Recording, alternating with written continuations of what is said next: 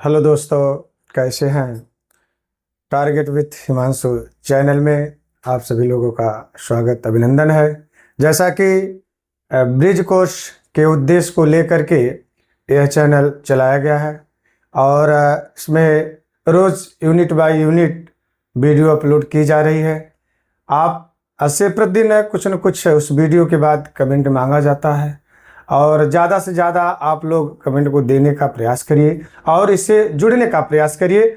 निश्चित ही यह चैनल जिस उद्देश्य को लेकर के संचालित किया जा रहा है उस उद्देश्य में आपको कहीं न कहीं 100% सफलता देने का प्रयास कर रहा है, तो इसमें आपका सहयोग होना अति आवश्यक है। मित्रों, मैं ढेर सारी शुभकामनाओं को देने के बाद सीधे मैं आपको सिलेबस की तरफ लेके चलता हूँ, क्योंकि समय अभाव के कारण हम लोगों को इतने समय में ही बहुत सारे टॉपिकों को स्पर्श करना है और उस पर जानकारी लेनी है, उसका अध्ययन करना है। तो दोस्तों, मैं सीधे आपको अगले वीडियो की तरफ लेके चलने का प्रयास कर रहा हूँ, जो कि आपके यूनिट में है। भाषा 2 में देखेंगे आप लोग मौखिक अभिव्यक्ति में श्रवण का महत्व। मौखिक अभिव्यक्ति में श्रवण का महत्व बंधु आप लोग देखिए, यह आपके वीडियो में यह यूनिट दर्शाया गया है कि जिसमें हम लोगों को अध्ययन अध्यापन का कार्य आज करना है। वह है मौखिक अभिव्यक्ति में श्रवण का महत्व। अब सबसे पहले ये जानिए, क्योंकि कल जो हमारी वीडियो अपलोड हुई थी उसमें हम थोड़ा सा परिचय बताए थे। मौखिक भाषा के पहचान से ही आप जो है मौखिक अभिव्यक्त कर सकते हैं और आपकी मौखिक अभिव्यक्ति जितनी ही अच्छी होगी, सुदृढ़ होगी, उतना ही आपका श्रवण कौशल सुंदर होगा, रोचक होगा, आकर्षक होगा। तो दोस्तों, मैं आप लोगों को श्रवण का महत्व बताने के लिए सबसे पहले आप जानिए कि श्रवण शब्द की उत्पत्ति किससे हुई है। क्योंकि श्रवण शब्द संस्कृत के 2 शब्दों से मिलकर के बनता है। एक है आपका श्रु संस्कृत का धातु है। यह संस्कृत के धातु श्रु शब्द से बना है। श्रु का अर्थ होता है सुनना। श्रु का अर्थ होता है दोस्तों सुनना, और इसके साथ अन प्रत्यय जुड़ा है। अन प्रत्यय जुड़ा है दोस्तों। अन प्रत्यय, अन का अर्थ होता है कान। अब शब मिला करके अगर देखा जाए तो दोनों का अर्थ निकलता है कि कान के रास्ते सुनने योग्य, अर्थात हम श्रवण का अर्थ सीधे शब्दों में कर सकते हैं सुनना। अब बात आती है दोस्तों सुनने की, तो सुनना भी इतना आसान सरल नहीं है जितना कि हम लोग समझते हैं, क्योंकि एक शिक्षण के अंतर्गत आता है और शिक्षण में जो है श्रवण कौशल का महत्व अपने आप में एक अलग स्थान रखता है। दोस्तों, मैं बता दे रहा हूँ, श्रवण कौशल की बात जब आती है या अभिव्यक्ति में श्रवण का महत्व की बात आती है, तो मैं आपको बता दे रहा हूं कि श्रवण भाषा के अंतर्गत एक सामाजिक प्रक्रिया है। क्योंकि श्रवण का जो उत्पत्ति होती है वह बालक हो चाहे व्यक्ति हो, वह समाज में रहता है, समाज में ही उसका विकास होता है, समाज में भी उसका उद्भव होता है, समाज में ही उसका पल्लवन होता है। इस तरह से सारी प्रक्रियाएं उसका एक समाज के अंतर्गत होती है। तो अब वह समाज के अंतर्गत होने वाली प्रक्रियाओं को क्या करता है, बालक सुनता है और सुन करके उसका अनुकरण करता है। अनुकरण करने के उपरांत वह आत्मसात करता है और आत्मसात करने के बाद वह चाहे क्लास में, चाहे अपने परिवार में, चाहे समाज में जा करके उस प्रकार की भाषा का वह उपयोग करता है, भाषा को बोलता है। दोस्तों, मैं भाषा विद्वान के पक्ष में एक नाम ले रहा हूं, वह है श्रवण कौशल के महत्व के बारे में जिन्होंने बताया है, उनका नाम है डिसेंट। एक नाम आता है यहां पे डिसेंट।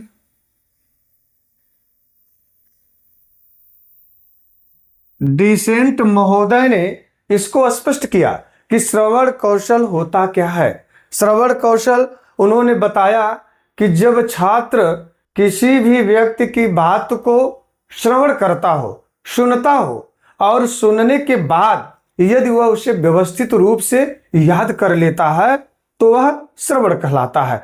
यानी कि सुनने मात्र से ही नहीं होता है, यानी किसी की भाषा को, शब्द को सुनिए और सुन करके उसे व्यवस्थित रूप में याद कर लेना ही श्रवण कहलाता है। ऐसा डिसेंट महोदय का विचार था। अब दोस्तों मैं बता दे रहा हूं कि श्रवण करने का जो आशय है उसका स्पष्टीकरण कैसे होता है। जब कोई भी छात्र व्यक्ति किसी भी व्यक्ति की बात को सुनता है ना, तो सुनने के बाद जब व्यवस्थित रूप में उस वक्ता के यानी बोलने वाले जो व्यक्ति शब्द को बोलता है उसके शब्दों को, उसके विचारों को, मनोभावों को जब वह व्यक्त करने में समर्थ हो जाए तो समझ लीजिएगा कि वह सामने वाला व्यक्ति जो है बड़े सुगमता के साथ उस व्यक्ति की वाणी को आसानी से सुना है। क्योंकि हम जिस प्रकार के वाणी को सुनते हैं ना उसी प्रकार का अनुकरण करते हैं। तो स्वाभाविक सी बात है जो सामने वाला व्यक्ति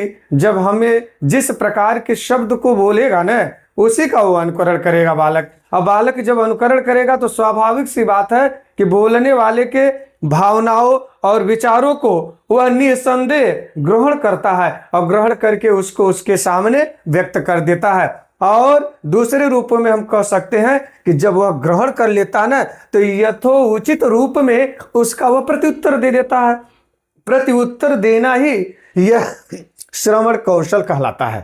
अब बात आती है श्रवण कौशल का उद्देश्य क्या है। शिक्षण के क्षेत्र में श्रवण कौशल का उद्देश्य क्या होता है मित्रों, आपको मैं बता देना चाहता हूं क्योंकि इससे आपका ब्रिज कोर्स में प्रश्न बनता है। वह शिक्षण अभिरुचि जब पूछा जाएगा तो उसमें इस तरह के प्रश्न आपसे पूछे जाएंगे कि श्रवण कौशल का उद्देश्य क्या होता है। श्रवण कौशल के उद्देश्यों को लेकर के हम शिक्षण में मौखिक अभिव्यक्ति में उसको क्यों सम्मिलित किए, इसके पीछे जो कारण है उन्होंने बताया कि दूसरों की बात को जब ध्यान पूर्वक सुनने की आदत डालने के लिए हम जो है शिक्षण के क्षेत्र में श्रवण कौशल का उपयोग करते हैं। क्योंकि मित्रों आप जानते हैं कि क्लास जब अध्यापक लेता है, शिक्षण कार्य प्रारंभ करता है तो उस क्लास में अनेक परिवेश के छात्र उपस्थित होते हैं। स्वाभाविक सी बात है कि जब अनेक परिवेशीय बालक होंगे तो उनको अपने वाणी से प्रभावित करना यह अपने आप में एक महत्वपूर्ण बात होती है। इसलिए किसी भी छात्र को सबसे पहले श्रोता बनाना अति आवश्यक होता है। इसलिए उसके अंदर सुनने की प्रवृत्ति अगर आ गई तो यह मान के चलिएगा कि आपका श्रवण कौशल में आप पूर्ण रूप से सफल हो गए। दूसरा बताया गया कि श्रवण कौशल का उद्देश्य जो होता है वह यह होता है कि बालक जब अध्यापक की बात को सुनता है तो उसका अनुकरण करता है। तो स्वाभाविक सी बात है कि हम एक बालक के उच्चारण को शुद्ध करने के लिए आप बार बार जब उसके सामने सही वर्तनी के शब्दों का उच्चारण करेंगे तो मित्रों वह भी आपका अनुकरण करेगा। तो धीरे धीरे इस प्रकार की प्रक्रिया से उसका उच्चारण शुद्ध हो जाता है। तो यानी जो उद्देश्य हमारा श्रवण कौशल का है वह है कि बालक का उच्चारण शुद्ध हो जाए। अगला जो बताया जाता है शुद्ध सामग्री के अर्थ को समझने की योग्यता विकसित करना। मित्रों मैं बता दे रहा हूं शुद्ध सामग्री के योग्यता को विकसित करने का जो उद्देश्य है वह मौखिक अभिव्यक्ति में श्रवण के द्वारा ही संभव होता है। जैसे आप किसी बात को बोलते हैं और उसमें शुद्धता कितनी है, वह आपका शब्द चयन कितना अच्छा है, कितना परिष्कृत है, परिनिष्ठित है, परिमार्जित है, यह तभी संभव होगा जब आप उस शुद्ध सामग्री के अक्षरों को, शब्दों को सुनेंगे और सुनने के बाद उसका मनन करेंगे, समझेंगे, आत्मसात करेंगे, तब जाकर के कहीं न कहीं वह श्रवण के माध्यम से वह सारी कमियां आपके सामने आएंगी। लेकिन यह संभव कब होगा, जब आप शुद्ध सामग्री के अर्थ को समझने की योग्यता रखेंगे। अगला बताया जाता है कि वक्ता के मनोभावों को समझने में आप निपुण बनाना। देखिए सही बात तो यह है मित्रों, मैं आपको बता दे रहा हूं जो आपका टॉपिक यहाँ पे लिखा गया मौखिक अभिव्यक्ति में श्रवण का महत्व। श्रवण का महत्व तभी आप समझ पाएंगे जब वह सामने वाला व्यक्ति चाहे आप क्लास में है तो छात्र को ले लीजिएगा या किसी समाज में है तो सामने वाले व्यक्ति को ले लीजिएगा। जब वह सामने वाला व्यक्ति जो आपकी बातों को सुन रहा है, जब आपके बातों को सुने और आपके मनोभावों को वह पूर्ण रूप से जान जाए, पहचान जाए, तो समझ लीजिएगा वह एक श्रवण कार्य कर रहा है और श्रवण करने में उसके अंदर शुद्धता पाई गई, जिससे वह भाषा का आसानी से अध्ययन कर लेता है और शुद्ध उच्चारण करना शुरू कर देता है। मित्रों, मैं बता दे रहा हूं आगे, क्योंकि श्रवण इसलिए भी महत्व माना जाता है क्योंकि शिक्षण के क्षेत्र में न जैसे ध्वनि होती है, ध्वनि के विभेदीकरण को समझना बड़ा संभव सा कार्य है। मित्रों, मैं बता दे रहा हूं, अब यहाँ पे थोड़ा व्याकरण से संबंधित बातें आ गई। एक शब्द आया है यहाँ पे, ध्वनि। मित्रों, इसको जरूर ध्यान दीजिएगा, ध्वनि। देखिए, ध्वनि से आशय, अब जानिएगा ध्वनि होती क्या है। एक प्रश्न हमारा आता है, आपके ब्रिज कोर्स में भी इस तरह के प्रश्न आएंगे। मित्रों, मैं बता दे रहा हूं, पूछा जाता है कि भाषा की सबसे छोटी इकाई क्या है। भाषा की सबसे छोटी इकाई क्या है? तो मित्रों, अगर विकल्प में आपको ध्वनि दिखाई दे कहीं पर लिखा हुआ, तो यह स्पष्ट है कि भाषा की जो सबसे छोटी इकाई होती है ध्वनि होती है। अब ध्वनि की बात जब आती है, यहाँ पे ध्यान दीजिएगा मित्रों, मैं ये बता दूं कि ध्वनि क्या होती है। जैसे कोई व्यक्ति जब आपके सामने कुछ बोलता है, आप किसी चित्र को देखते हैं, देखने के बाद आपके मन मस्तिष्क में उस प्रकार की बात संचारित होती है। ध्यान दीजिएगा, वह मन मस्तिष्क में वह बातें क्या होती हैं? संचारित होती हैं, और संचारित होने के बाद वह मुख विवर के अनेक अवयवों से वह बाहर आने का प्रयास करती है। देखिए, मुख विवर के द्वारा वह बाहर आने का प्रयास करती है। जैसे आप किसी कबूतर का चित्र देखें, तो कबूतर का चित्र देखने के बाद आपके मस्तिष्क में एक विचार उत्पन्न होगा। वह विचार ध्वनि के रूप में आपके मस्तिष्क में उत्पन्न होती है और वही मुख विवर से बाहर आ जाती है। अब बाहर जब आती है तो मुख विवर में जितने अवयव बने हैं, जैसे कारक, जो दांत है, जीवा है, काकल्य है, होष्ठ है, तालु है, इन सारे कारकों में से किसी न किसी एक कारक से वह ध्वनि टकराती है, और टकराने के बाद जिस भी अवयव से ध्वनि टकराएगी उस प्रकार के अक्षर का निर्माण हो जाता है। ध्वनि को मित्रों समझना अति आवश्यक है, क्योंकि ध्वनि का विभेदीकरण करना तभी संभव होता है जब व्यक्ति एक कुशल श्रोता बनता है। श्रोता बनने का आशय यानी कि श्रवण करने का कार्य करता है, और जब वह श्रवण कार्य अच्छे से नहीं कर पाएगा, व्यवस्थित नहीं कर पाएगा ना, तो वह ध्वनि के विभेदीकरण को आसानी से समझ नहीं पाएगा। और ध्वनि के विभेदीकरण को अगर आसानी से नहीं समझ पाएगा मित्रों ने, तो वह फिर शब्द को आसानी से समझ नहीं पाएगा, और जब शब्द को आसानी से नहीं समझ पाएगा तो स्वाभाविक सी बात है कि उसका उच्चारण जो भी वो करेगा वह कहीं न कहीं अशुद्धता पूर्ण करेगा। मित्रों, इसलिए आपको कहीं न कहीं इस पे विशेष ध्यान देना है कि श्रवण का महत्व है क्या शिक्षा के क्षेत्र में। आगे जो बताया जाता है, छात्रों में शब्द भंडार की वृद्धि। देखिए, आप जितना ही बढ़िया सुनने का प्रयास करेंगे, जितना बढ़िया आप सुनने का प्रयास करेंगे, उतना ही बढ़िया आप शब्दों का क्या करेंगे? उच्चारण कर लेंगे। इसलिए आप ध्यान दीजिएगा कि मौखिक अभिव्यक्ति में सबसे अधिक जो है श्रवण का ही महत्व होता है। आप जितना बढ़िया सुनेंगे, जितना अच्छा सुनेंगे, जितना व्यवस्थित सुनेंगे, उतना ही व्यवस्थित उच्चारण आप आसानी से कर सकते हैं। मित्रों, अब यहां तक तो बातें हमारी स्पष्ट हो गई कि सब मिलाकर के मौखिक अभिव्यक्ति में श्रवण का क्या महत्व है। अगर श्रवण नहीं होता तो शायद हम मौखिक अभिव्यक्ति आसानी से कर नहीं सकते हैं। इसलिए अब बात आती है कि श्रवण कौशल की विधियां क्या क्या है, जिसके कारण हमारा कौशल अच्छा होगा तो उसका जो परिणाम भी होगा अच्छा होगा। अब मित्रों, रही बात यह कि श्रवण कौशल हम किस प्रकार से कराएं बालक को। यह शिक्षण अभिरुचि में एक प्रश्न आपका बनेगा कि एक अध्यापक कक्षा में श्रवण कौशल को व्यवस्थित रूप से संचालित करने के लिए वह किसका सहयोग लेता है। अब इसमें 4 ऑप्शन विकल्प दे देगा, उन विकल्पों में आपको चुनना होगा, बताना पड़ेगा मित्रों कि कौन सा विकल्प जो श्रवण कौशल में सहयोग प्रदान करता है एक अध्यापक के लिए। अब बंधुओं, मैं यहाँ पे बता दे रहा हूँ, श्रवण कौशल की जो विधियां हैं, श्रवण कौशल की विधियां। मित्रों, श्रवण कौशल की विधियां, श्रवण कौशल की विधियां या श्रवण कौशल के भेद।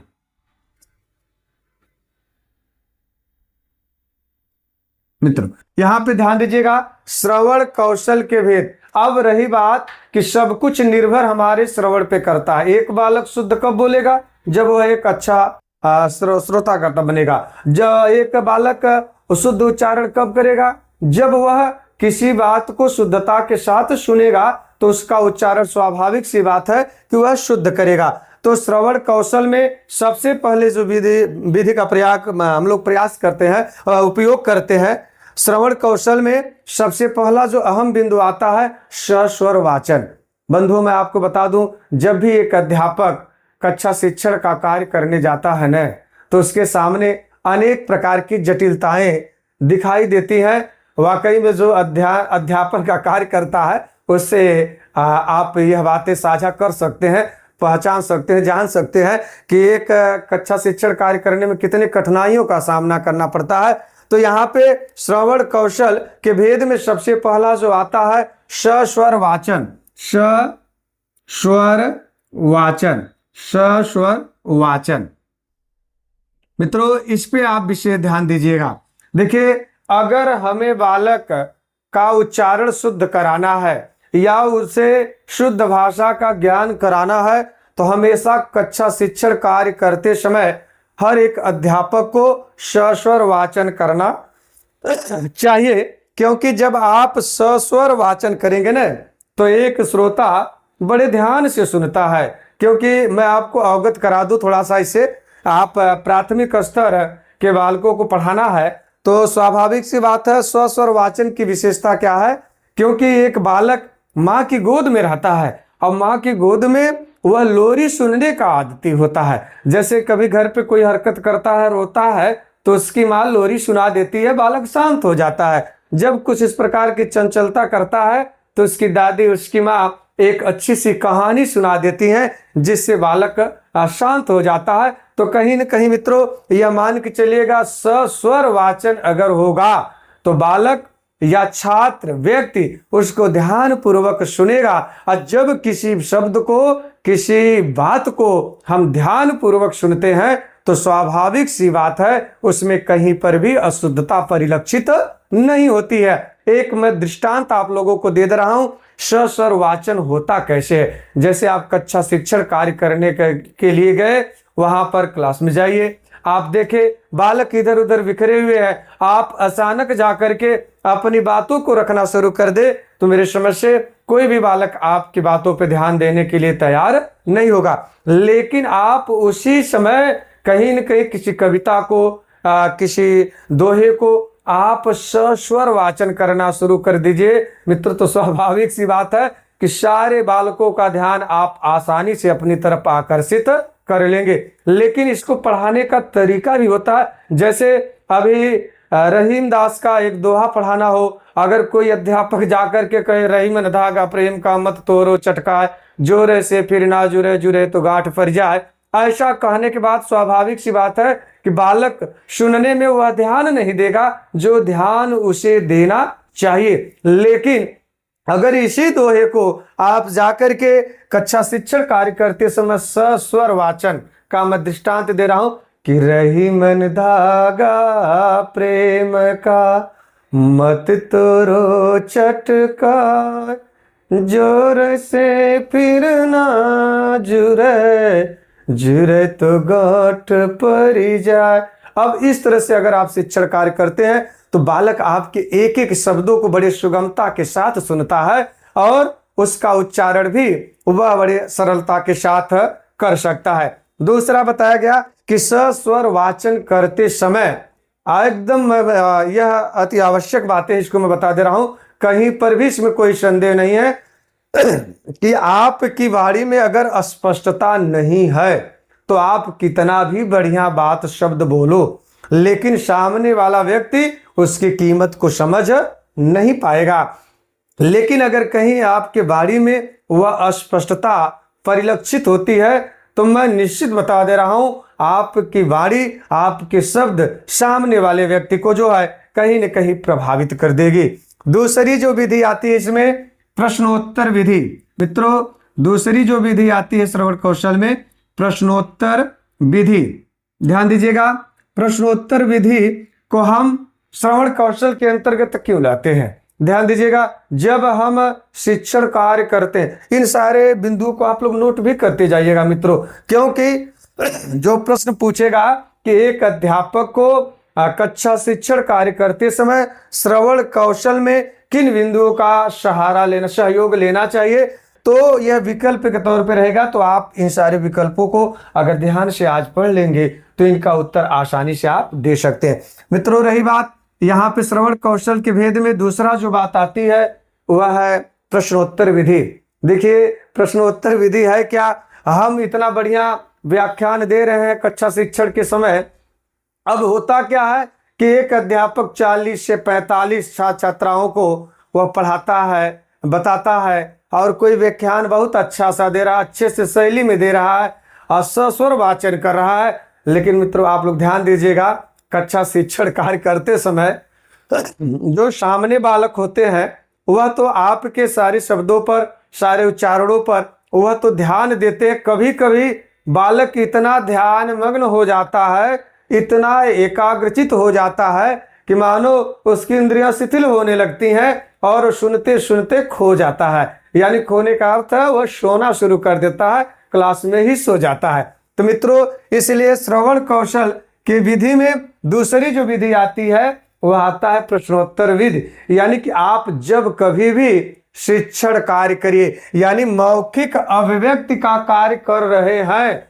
तो उस बीच में आप प्रश्नोत्तर विधि का उपयोग जरूर करिएगा। यानी आप मौखिक अभिव्यक्ति मतलब व्याख्यान देना, किसी कविता के अर्थ को बताना। अब ऐसे में आप लगातार कविता के अर्थ को बता रहे हैं या किसी कहानी को सुना रहे हैं और बालक लगातार सुनते सुनते वो एकाग्रचित होता है ना, एकाग्रचित होने के बाद वो सो जाता है। ऐसे में उसको भंग करने के लिए आपको प्रश्नोत्तर विधि का उपयोग कर लेना चाहिए तुरंत। यानी जैसे ही हमारा एक टॉपिक यूनिट थोड़ा सा समाप्त हो, ऐसी बीच में आप उससे संबंधित 2-3 प्रश्न पूछिए, मानो वह बालक, वह छात्र पुनः जागृत हो जाता है और आपके शब्दों को सुनने के लिए वह पुनः सचेष्ट हो जाता है। ऐसे में आपकी मानो मौखिक अभिव्यक्ति में पूर्ण सफलता मिल जाएगी। इसलिए आप प्रश्नोत्तर विधि का भी उपयोग करिएगा। और सबसे बड़ी बात है मित्रों कि प्रश्नोत्तर विधि हमेशा एकाग्रता द्वारा ही संभव होती है। इसलिए किसी शब्द के विशेषता को, स्पष्टता को सुनने के लिए हर एक व्यक्ति को, छात्र को एकाग्रचित होना अति आवश्यक है, जो कि प्रश्नोत्तर विधि से संभव होगा। अगला बताया गया भाषण विधि। भाषण विधि मित्रों, यह तीसरी विधि इसकी है, भाषण विधि। ध्यान दीजिएगा, यहाँ पे भाषण विधि के द्वारा भी हम जो है छात्रों को श्रवण कौशल बड़े आसानी से करा सकते हैं। मित्रों, भाषण विधि में क्या होता है कि इसमें कोई भी व्यक्ति, जैसे क्लास में अध्यापक है, वो एक वक्ता बनता है और वक्ता बन करके जो सामने छात्र होते हैं वह एक मूक श्रोता बने रहते हैं। वह लगातार अध्यापक व्याख्यान देता है और छात्र उसको मूक हो करके वह लगातार सुनता रहता है। ऐसे सुनने की प्रक्रिया स्वाभाविक सी बात है कि वह जो भी व्याख्यान उसके द्वारा दिया जा रहा है उसको वह सुव्यवस्थित रूप से सुन रहा है और सुन करके आत्मसात करता है। यह होता है भाषण विधि। क्योंकि भाषण विधि जब तक व्यक्ति एकाग्र नहीं होगा, आप देखते बड़े बड़े रैलियों में भी जो मुख्यमंत्री, प्रधानमंत्री होते हैं, वह अपने व्याख्यान विधि से उतनी बड़ी भीड़ को भी अपनी तरफ आकर्षित करने में समर्थ हो जाते हैं। लेकिन यह संभव कब होता है? जब सामने वाले व्यक्ति को श्रवण कौशल के लिए प्रेरित कर देते हैं, यानी बाध्य कर देते हैं सुनने के लिए। अगला जो बताया गया है वह है नाटक विधि। मित्रों, अगली जो विधि है वह है नाटक विधि। नाटक विधि के द्वारा भी आप जो है श्रवण कौशल बड़े आसानी से करा सकते हैं। देखिए, आप विद्यालय से जुड़े हैं या आप शिक्षक बने हुए हैं या फिर किसी समाज में रह रहे हैं, आप आए दिन प्रतिदिन देखते हैं कि नाटक विधि का उपयोग करना चाहिए। नाटक विधि में होता क्या है, हम पात्रों का चुनाव कर लेते हैं, पात्र के अनुसार संवाद बना लेते हैं, संवाद योजना तैयार कर लेते हैं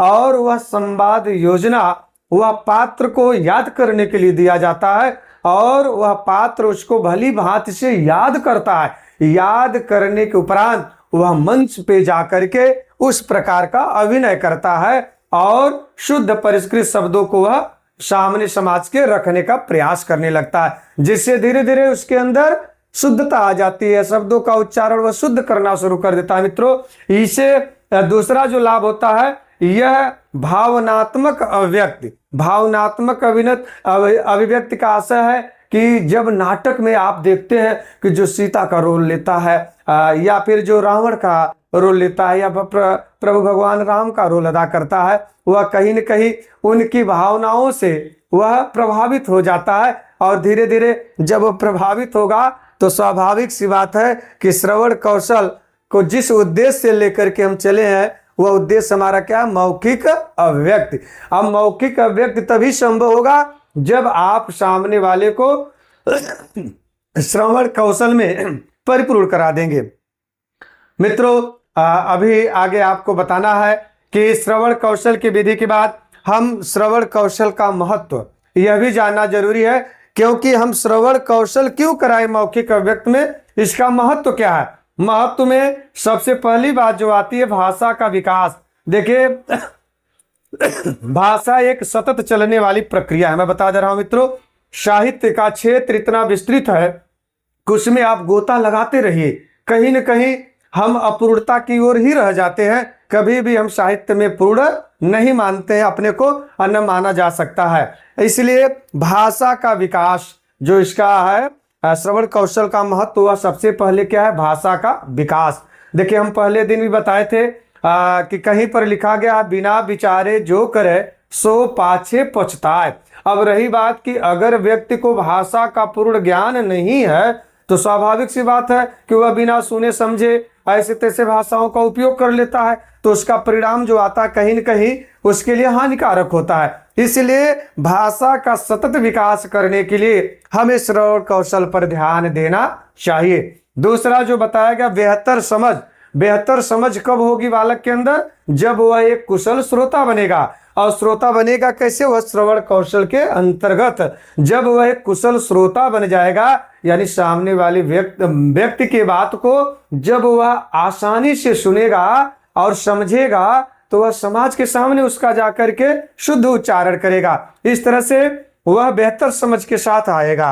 अगला जो बताया जाता है, मजबूत रिश्ते। देखिए, कहीं पर कहा गया है, प्रताप नारायण मिश्र की एक रचना है, मुझे याद आ गई बात में आप लोग अगर पढ़े होंगे मित्रों तो उसमें लिखा गया है, बात मीठी होती है, बात खोटी होती है, बात तीखी होती है, बात कड़वी होती है, बात से बात बनती है, बात से बात बिगड़ती है। यह सारी बातें कहीं न कहीं उस शब्द पर आश्रित हो जाती। मित्रों, अगर शब्द हमारे सही नहीं होंगे तो कहीं न कहीं हमारे रिश्तों के बीच में भी दरारें बन जाएंगी। लेकिन अब वह शब्द हमारे पास आएगा कैसे, अब आने के लिए हमको एक क्या बनना है, कुशल श्रोता बनना है, श्रवण कार्य करना। किसी की बात को बेहतरीन रूप से आप जितना अच्छा सुन सकेंगे उतना ही अच्छा उसका उच्चारण आसानी से कर सकते हैं। मित्रों, अगली बात जब आती है समस्या का समाधान। समस्या का समाधान आप जानते हैं, आप ग्रामीण अंचल में देखेंगे कि जब कभी ऐसी बातें आती हैं कि समस्या का निराकरण कराने के लिए तो लोग क्या करते हैं, दो चार व्यक्ति को, जो ज्ञानवान व्यक्ति होते हैं उनको बुलाते हैं और उनके द्वारा उच्चारित शब्दों को जब वह सुनते हैं तो आसानी से उनकी बातों को वह क्या कर जाते हैं, मान जाते हैं। तो बड़ी से बड़ी समस्या का भी निवारण अगर संभव है तो वह कहीं न कहीं शब्द के माध्यम से मित्रों होता है। इसलिए सब मिलाकर के मौखिक अभिव्यक्ति आपकी तभी सफल मानी जाएगी जब आप श्रवण कौशल में सुयोग्य होंगे। और श्रवण कौशल कराने के लिए आपको उनकी श्रवण कौशल के सारी विधियों को जानना पड़ेगा। पुनः मैं एक बता देता रहा हूं, श्रवण कौशल की विधियां जो है स्वरवाचन करना पड़ेगा, प्रश्नोत्तर विधि करनी पड़ेगी, भाषण विधि करनी पड़ेगी, नाटक विधि करनी पड़ेगी। इन विधियों को अगर आप अपना रहे तो मैं निश्चित बता दे रहा हूं, आपकी मौखिक अभिव्यक्ति निश्चित ही सफल हो जाएगी, क्योंकि आप श्रवण कौशल के महत्व को साथ साथ लेकर के चल रहे हैं। मित्रों, आप वीडियो में बने रहिएगा। अभी आप इससे संबंधित ब्रिज कोर्स से संबंधित कुछ प्रश्न आपको दिए जाएंगे जो आपके परीक्षा के योग्य होंगे। मित्रों, आप उन प्रश्नों के उत्तर को ढूंढिए, देखिएगा और देखने के बाद उसको अपने नोटबुक पे उतारने का प्रयास करें। मित्रों, मैं भी 1 मिनट में आपके इन सारे प्रश्नों को स्क्रीन के माध्यम से आपको दिखाने का प्रयास करूंगा। यह टारगेट विथ हिमांशु चैनल है, यह इस प्रकार की योजना बनाई कि ब्रिज कोर्स के व्याख्यान के साथ साथ अध्यापन के कार्य के साथ साथ कुछ प्रश्न भी आपको दिए जाएं, जो शायद धीरे धीरे तैयारी उनकी होती रहे, जो आपके परीक्षा के लिए योग्य माने जाएंगे। दोस्तों, जैसा कि अभी हमने जो मौखिक अभिव्यक्ति में श्रवण कौशल के महत्व को बताया है, उससे संबंधित कुछ प्रश्न है जो आपके परीक्षा में आएंगे। मैं उसको आप लोगों को बताना चाहता हूं, आप लोग ध्यान से उस प्रश्नों को देखिए। पहला प्रश्न इसमें आया है कि मौखिक अभिव्यक्ति में श्रवण कौशल के महत्व को 3 मुख्य बिंदुओं द्वारा स्पष्ट करना है। मित्रों, यानी मौखिक अभिव्यक्ति में श्रवण कौशल के महत्व को 3 बिंदुओं में आपको दर्शाना है। मान लीजिए यह आपका लघुत्तरी प्रश्न है और लघुत्तरी प्रश्न का जवाब आप जो देंगे वह 3 बिंदुओं के जो दर्शाना पड़ेगा। सबसे पहले आपका है भाषा का विकास, यानी कि जो बिंदु को लेकर के हम मौखिक अभिव्यक्ति कर रहे हैं वह पहला क्या है, भाषा का विकास, यानी कि बालक के अंदर सतत भाषा का क्या हो, विकास हो, जिससे वह भाषा को आसानी से सीख सके और सीख करके उस ध्वनि के सूक्ष्म अंतरों को भी आसानी से वह समझ सके और उसका शुद्ध आचरण और उसका शुद्ध उच्चारण कर सके। पहला बिंदु हो जाएगा। दूसरा बिंदु हो जाएगा बेहतर समझ, क्योंकि अगर मौखिक अभिव्यक्ति में श्रवण कौशल के द्वारा ही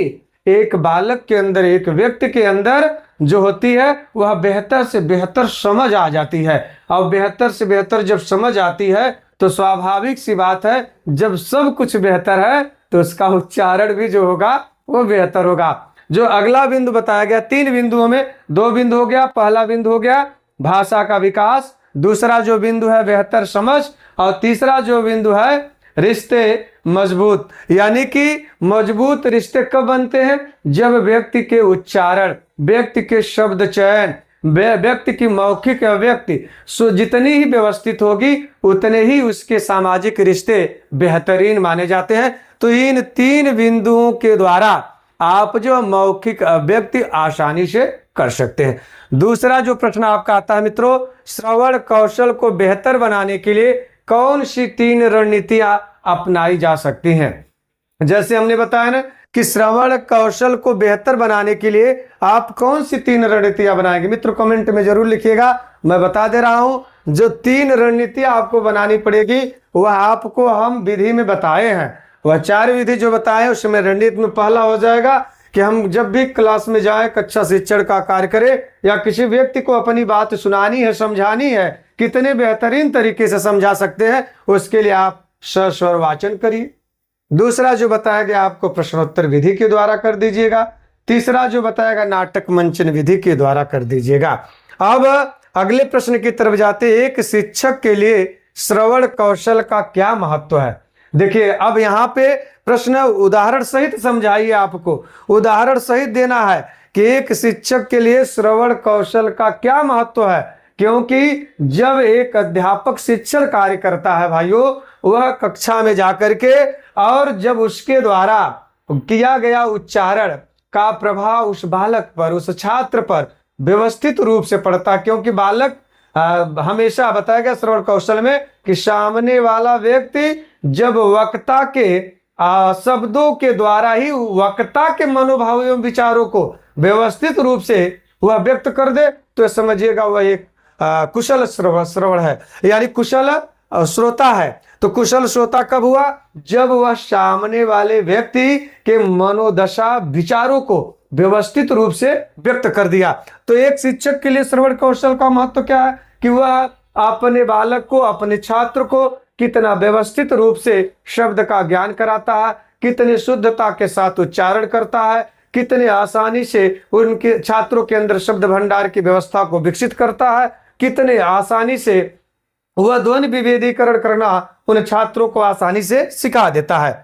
अगला जो बताया गया, मौखिक अभिव्यक्ति में खराब श्रवण कौशल का कारण उत्पन्न होने वाले किन्हीं 3 समस्याओं का वर्णन कीजिए। मित्रों देखिए, यहाँ पे मैं स्पष्ट कर दे रहा हूं कि मौखिक अभिव्यक्ति में खराब श्रवण कौशल के कारण उत्पन्न होने वाली जो 3 समस्या होगी, मैं उन समस्याओं को आपको स्पष्ट करा देना चाहता हूं कि यदि हमारा श्रवण कौशल यदि हमारी मौखिक अभिव्यक्ति में श्रवण कौशल अगर सही नहीं है तो स्वाभाविक सी बात है कि वह कक्षा शिक्षण करने के समय जितने भी छात्र होंगे, जो भी व्यक्ति होंगे जो उस प्रकार के शब्द को सुन रहे हैं ना, उनको शब्दों के शुद्धता का ज्ञान नहीं होगा। अगर शुद्धता का ज्ञान नहीं है तो इसका मतलब है कि वह कहीं न कहीं उनकी जो अध्यापक की मौखिक अभिव्यक्ति में श्रवण कौशल था उसमें कोई न कोई समस्या आई है, जिसके कारण वह बालक शुद्ध उच्चारण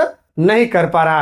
अब रही बात दूसरा कि 3 समस्या पूछा, दूसरी समस्या जो बन रही है वह समस्या यह है कि अगर बालक के सामने हम मौखिक अभिव्यक्त किए और बालक उसको परिनिष्ठा के साथ सुना है और सुनने के बाद अगर वह बार बार एक ही प्रकार के शब्द को बोलता है तो स्वाभाविक सी बात है कि उसके अंदर शब्द का अभाव है, शब्द भंडार नहीं है। शब्द भंडार न होने के कारण वह एक ही प्रकार के शब्दों को बार बार बोलता है। मित्रों अगली बात जो बता रहे हैं, मौखिक अभिव्यक्ति में खराब श्रवण कौशल के कारण जो समस्या उत्पन्न होती है, यानी वर्तनी संबंधित समस्या।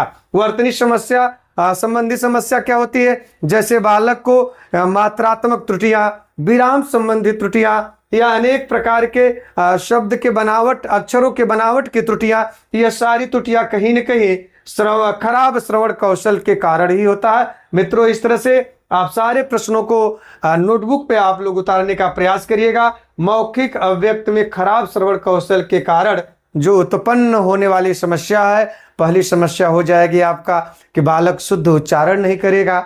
दूसरा, बालक के पास शब्द भंडार का अभाव रहेगा। तीसरा, बालक को वर्तनी संबंधित शुद्धताएं उसके अंदर नहीं हो पाएंगी। मित्रों इतना कुछ प्रश्नों को आप लोग नोटबुक पे उतारने का प्रयास करिएगा। आगे अगली वीडियो में पुनः यह हिमांशु विथ टारगेट चैनल आपको बहुत कुछ देने का प्रयास करेगा। जय हिंद, जय भारत।